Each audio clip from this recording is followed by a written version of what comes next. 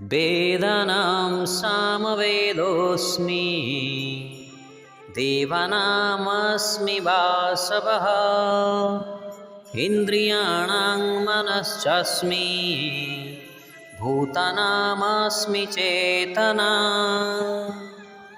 बंधुगण, ଏହି ଶ୍ଲୋକରେ ପ୍ରଭୁ ଶ୍ରୀକୃଷ୍ଣ ତାଙ୍କର ବୈଭବରେ ଆଗକୁ କହୁଛନ୍ତି ଯେ ବେଦମାନଙ୍କ ମଧ୍ୟରେ ମୁଁ ସାମବେଦ ଅଟେ, ସ୍ୱର୍ଗର ଦେବତାମାନଙ୍କ ମଧ୍ୟରେ ମୁଁ ଇନ୍ଦ୍ର, ଇନ୍ଦ୍ରିୟମାନଙ୍କ ମଧ୍ୟରେ ମୁଁ ମନ ଏବଂ ସମସ୍ତ ପ୍ରାଣୀଙ୍କ ମଧ୍ୟରେ ମୁଁ ଚେତନା ଅଟେ।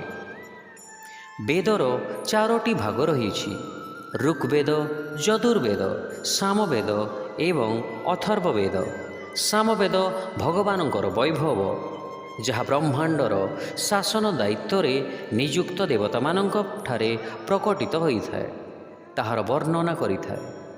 ସାମବେଦ ସଙ୍ଗୀତମୟ ଅଟେ, ଯାହା ଭଗବାନଙ୍କର ଯଶଗାନ କରିଥାଏ।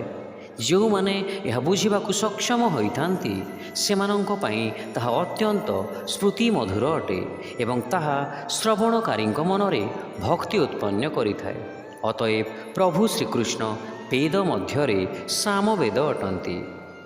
ଦେବରାଜ ଇନ୍ଦ୍ରଙ୍କର ଅନ୍ୟ ଏକ ନାମ ବାସବ ଅଟେ। ଜୀବ ଶ୍ରେଣୀରେ ସମ୍ମାନ, କ୍ଷମତା ଓ ପଦବୀ ଦୃଷ୍ଟିରୁ ତାଙ୍କର ସ୍ଥାନ ଅତୁଳନୀୟ ଅଟେ। ବହୁ ଜନ୍ମର ପୁଣ୍ୟ ବଳରେ ହିଁ ଜଣେ ଜୀବ ଇନ୍ଦ୍ର ପଦକୁ ଉନ୍ନୀତ କରିଥାଏ। ଅତଏବ ଇନ୍ଦ୍ର ଭଗବାନଙ୍କର ଦୀପ୍ତିମୟ ଐଶ୍ୱର୍ଯ୍ୟର ନିଦର୍ଶନ ଅଟନ୍ତି ଏବଂ ପ୍ରଭୁ ଶ୍ରୀକୃଷ୍ଣ ସ୍ୱର୍ଗର ଦେବତାମାନଙ୍କ ମଧ୍ୟରେ ଇନ୍ଦ୍ର ଅଟନ୍ତି। ପାଞ୍ଚଟି ଇନ୍ଦ୍ରିୟ ସେମାନଙ୍କର କାମ ଠିକ୍ ଠିକ୍ କରିଥାନ୍ତି ଯଦି ମନ ତାଙ୍କ ସହିତ ସଂଯୁକ୍ତ ଥାଏ। ମନ ଯଦି ବିଚଳିତ ହୋଇଥାଏ, ତାହେଲେ ସେମାନେ ଠିକ୍ ରୂପେ କାର୍ଯ୍ୟ କରିପାରନ୍ତି ନାହିଁ। ଉଦାହରଣ ସ୍ୱରୂପ, ଅନ୍ୟମାନଙ୍କ କଥା ଆମେ କାନ ଦ୍ୱାରା ଶୁଣିଥାଉ, କିନ୍ତୁ ସେମାନେ କହିଲା ବେଳେ ଯଦି ଆମର ମନ ଅନ୍ୟ ଆଡ଼କୁ ଚାଲିଯାଏ, ତେବେ ତାଙ୍କର କଥା ଆମେ ଶୁଣି ମଧ୍ୟ ଶୁଣିପାରିନଥାଉ। ତେଣୁ ମନ ଇନ୍ଦ୍ରିୟମାନଙ୍କ ମଧ୍ୟରେ ରାଜା ଅଟେ।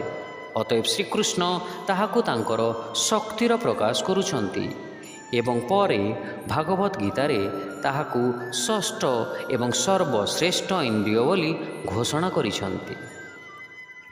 ଆତ୍ମାର ଚୈତନ୍ୟତା ବା ଚେତନା ଗୁଣଟି ଏହାକୁ ଜଡ଼ ବସ୍ତୁଠାରୁ ବା ଶରୀରଠାରୁ ପୃଥକ କରିଥାଏ।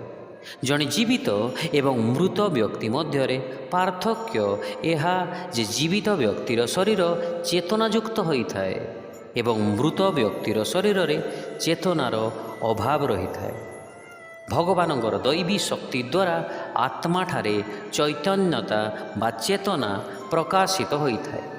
ବେଦରେ ଉଲ୍ଲେଖ ଅଛି, ଚେତନଶ୍ଚେତନାନାମ୍, ଅର୍ଥାତ୍ ଭଗବାନ ଚୈତନ୍ୟମାନଙ୍କର ଚେତନା ଅଟନ୍ତି। ଅତଏବ ପ୍ରଭୁ ଶ୍ରୀକୃଷ୍ଣ ସମସ୍ତ ପ୍ରାଣୀଙ୍କର ଚେତନା ଅଟନ୍ତି।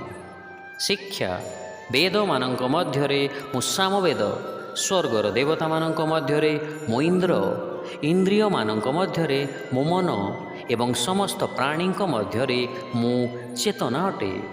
I am the Samaveda amongst the Vedas and Indra amongst the celestial gods. Amongst the senses I am the mind. Amongst the living beings I am consciousness. Hare Krishna.